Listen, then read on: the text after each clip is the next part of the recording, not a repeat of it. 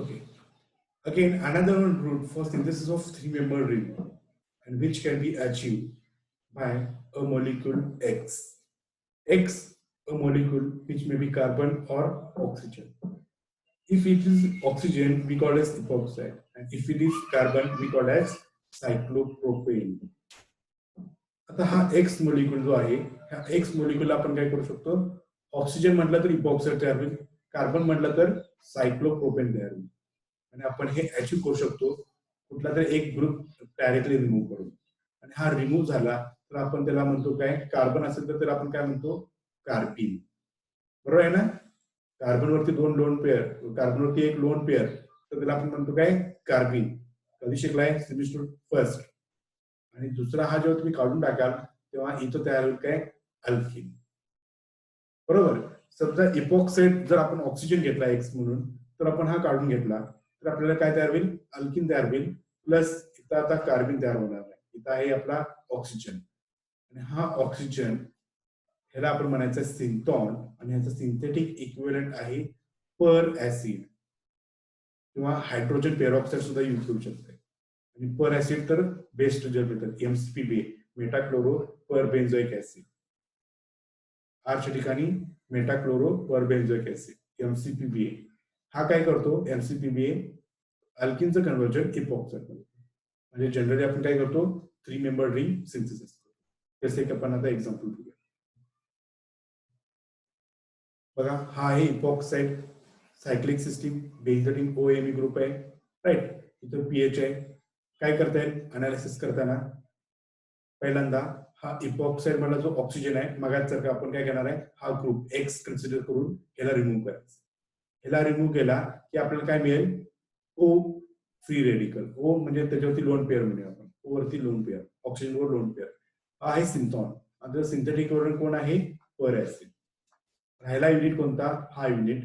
ह्याचं कन्व्हर्जन जर तुम्ही असं काढून टाकतं तेव्हा ह्याचं युनिट कन्व्हर्जन कशामध्ये होईल, अल्किन मध्ये होईल. आता बघा एकदम सिंपल आहे. अल्किन असताना विटिंग करा.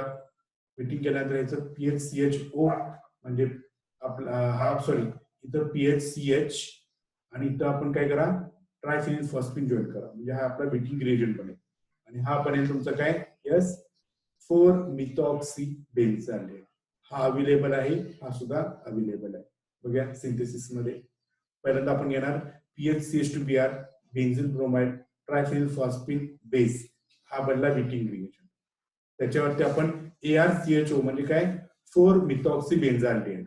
मी त्याला आता इथं AR दाखवले शॉर्ट मध्ये, तर मला अशा प्रकारे अल्किन मिळेल. आणि आता ह्या कार्बन कार्बन डबल बॉन्डचा पर ऍसिड केला तर ते काय होईल, आपल्याला इथं इपॉक्साइड मिळून जाईल. पर ऍसिडचं तुम्हाला मी शिकवलेलं आहे बघा ऑक्सिडेशन मध्ये, सेमिस्टर 2 मध्ये. ते बघा मेकॅनिझम कशी आहे त्याची. ठीक आहे, अशा प्रकारे आपण टार्गेट मॉलिक्यूल मिळून जाईल. Another one example, this is cyclohexone type derivative which contains one carbonyl group and here is one epoxide and here is substituents. पहिल्यांदा इपॉक्साइड आहे, हा ऑक्सिजनला बाहेर काढा. हा बाहेर काढल्यानंतर इथं अल्किन होईल. ऑक्सिजनचा आपल्याला कोण आहे, सिंथॉन. सिंथेटिक कोण आहे, पर ऍसिड आहे. आता ह्याचं नेचर बघा, ए अल्फा बीटा अनसॅच्युरेटेड कार्बोनिल आहे. अल्फा बीटा अनसॅच्युरेटेड कार्बोनिल असून काय करायचं आहे, हा बॉन्ड ब्रेक करायचा आहे. एकाला, ह्या कार्बनला एक ऑक्सिजन द्या, ह्या कार्बनला 2 हायड्रोजन द्या, तर मला काय मिळेल, अशा प्रकारे मिळेल CH3 आणि तो ऑक्सिजन. ह्याचं नेचर बघितला, 1 2 3 4 5 म्हणजे 1,5 डायकार्बन ग्रुप आहे. आणि 1,5 डायकार्बन असताना काय करायचं आहे म्हटलं, 2,3 मधला बॉन्ड ब्रेक करायचा. मग 2,3 मधला हा बॉन्ड ब्रेक केला तर मला काय मिळेल, यस अशा प्रकारे डेरिव्हेटिव्ह मिळेल. ETO twice C CH2 C double bond O CH3. याचं नाव काय आहे, इथिल ऍसिटो ऍसिटेट. आणि इथं काय मिळेल मला, हा बॉन्ड ब्रेक केल्यामुळे मायकल रिएक्शन, मायकल ऍडिशन तुम्हाला माहिती आहे बघा 1,5 असेल तर इथं CH3 CH3 double bond CH C double bond O CH3. इथं विटिंग करा. विटिंग करताना इथं ऍसिटोन मिळेल आणि आपला इथं काय मिळेल, यस परत ऍसिटोन मिळेल, कारण की या दोघांचे सबस्टिट्यूट सेम आहेत. आणि मग पुढे जर तुम्ही रिएक्शन केला सिंथेसिस, तर बघा CH3 डबल CH3 इथं निगेटिव्ह चार्ज परत ह्याच मॉलिक्यूलवरती अटॅक करेल आणि आपल्याला मिळेल अशा प्रकारे अल्फा बीटा अनसॅच्युरेटेड कीटोन. त्याची रिएक्शन आपण इथिल ऍसिटोएसिटेट वर केलं तर आपल्याला अशा प्रकारे डेरिव्हेटिव्ह मिळेल. आणि आता ह्या कार्बन कार्बन डबल बॉन्डचं कन्व्हर्जन कशात करायचं आहे, इपॉक्साईड. इथं घेतलंय काय, हायड्रोजन पेरॉक्साईड. तुम्ही पर ऍसिड घ्या किंवा हायड्रोजन पेरॉक्साईड घ्या. इथं कार्बन कार्बन डबल बॉन्ड आहे त्याचं कन्व्हर्जन इपॉक्साईड मध्ये करायचं.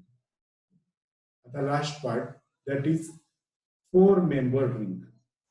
आता 4 मेंबर रिंग बघितला तर थोडंसं स्टेरिक क्राउडिंग ह्याच्यामध्ये सायक्लोप्रोपेनपेक्षा थोडंसं कमी असतं. 3 मेंबर अनस्टेबल, त्यापेक्षा जास्त स्टेबल कोण, 4 मेंबर, त्यापेक्षा जास्त स्टेबल 5 मेंबर, आणि त्यापेक्षा जास्त स्टेबल काय 6 मेंबर. बरोबर. आता हे जर तयार करायचं असेल 4 मेंबर रिंग तर आपल्याला इथं फोटोकेमिकल 2+2 सायक्लो ऍडिशन करायला लागेल बिटवीन ओलिफिन्स. हा कार्बन लाईट मध्ये कॉन्टॅक्ट मध्ये आला तर ह्या कार्बनवरती अटॅक करेल. इथं अटॅक केल्यामुळे ह्याची व्हॅलेन्सी कमी झाली म्हणजे इथं पॉझिटिव्ह चार्ज, आणि इथं बॅलन्स करण्यासाठी इथं निगेटिव्ह चार्ज. हा न्यूक्लिओफाईल आणि हा इलेक्ट्रोफाईल. परत त्याची रिएक्शन इथं होऊन मला सायक्लोब्युटेन मिळेल. आता असे एक्झाम्पल्स आपण 1-2-3 बघूया, इथं आपला टॉपिक संपणार आहे. तर हा आहे मॉलिक्यूल. इथं बाय रिव्हर्स जाताना आपल्याला बॉन्ड ब्रेक करावा लागणार आहे. इथं परत 2 पॉसिबिलिटीज आहेत.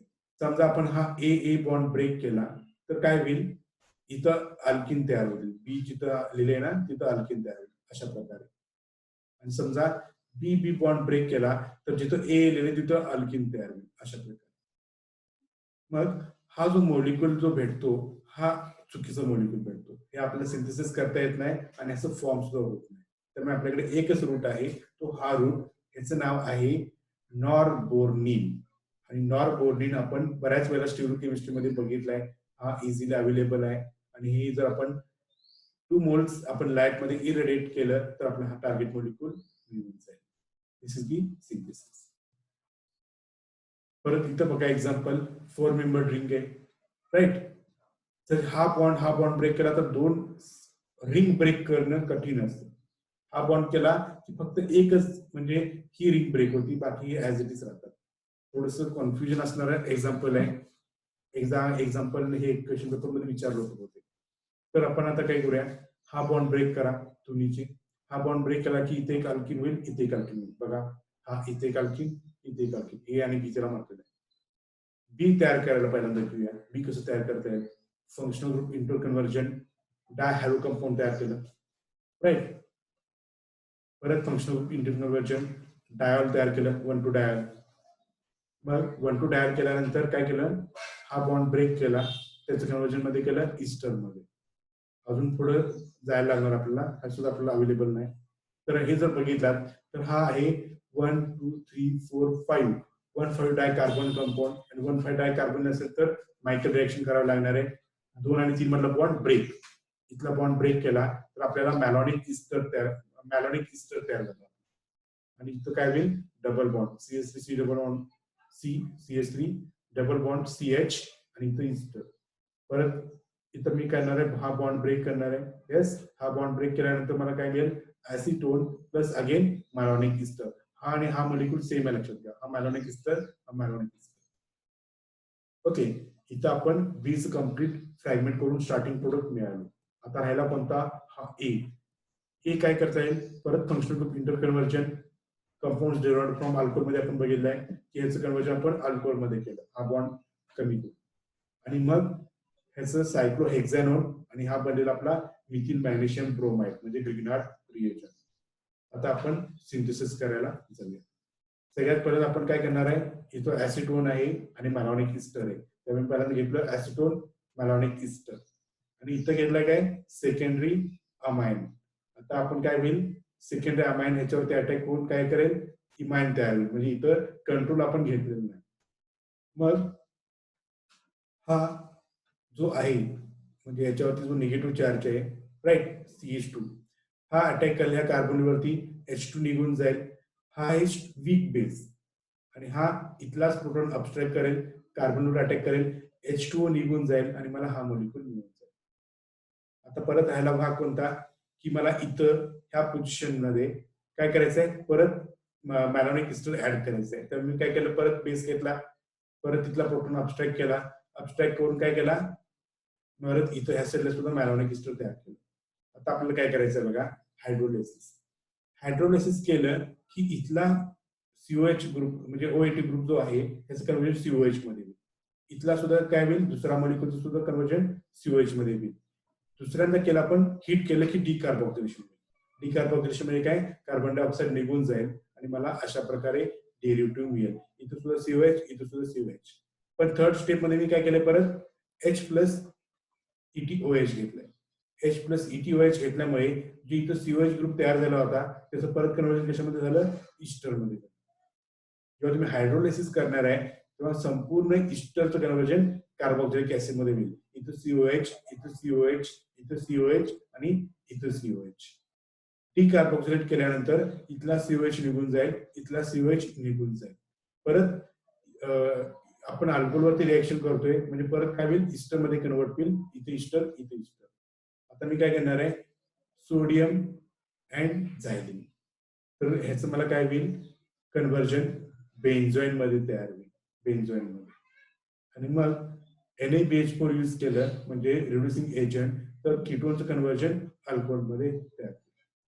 मग ह्या अल्कोहोलचं जर मी रिएक्शन केली HBr वरती तर मला काय मिळेल, BrBr मिळेल.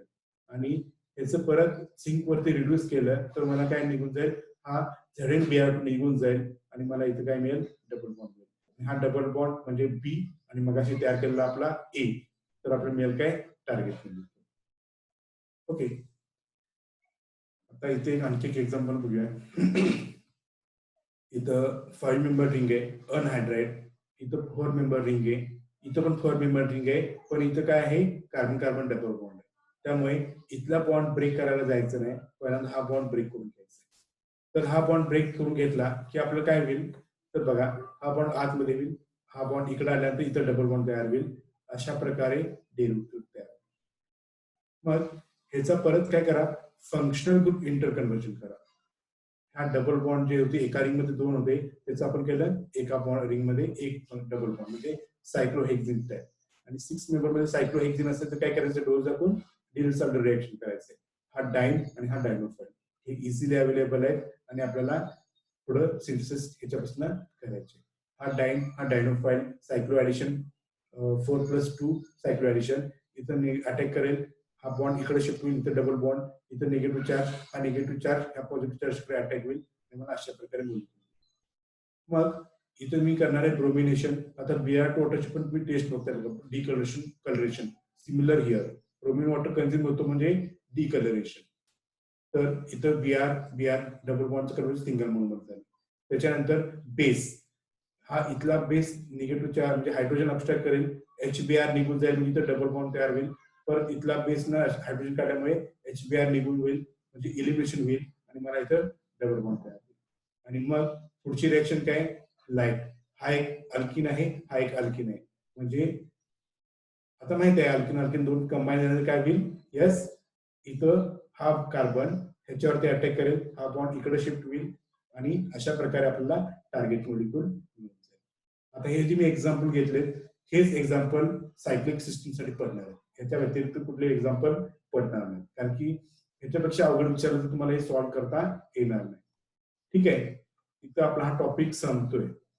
अजून याच्यामध्ये अरोमॅटिक कंपाऊंड आहे हेट्रोसायक्लिक, ते मी परत हा टॉपिक एंड जेव्हा होईल सिलेबस आपला तेव्हा मी थोडस 1-2 एक्झाम्पल्स त्याच्यामध्ये घेतो, कारण की एवढं तुम्हाला लक्षात ठेवणं कठीण काम आहे.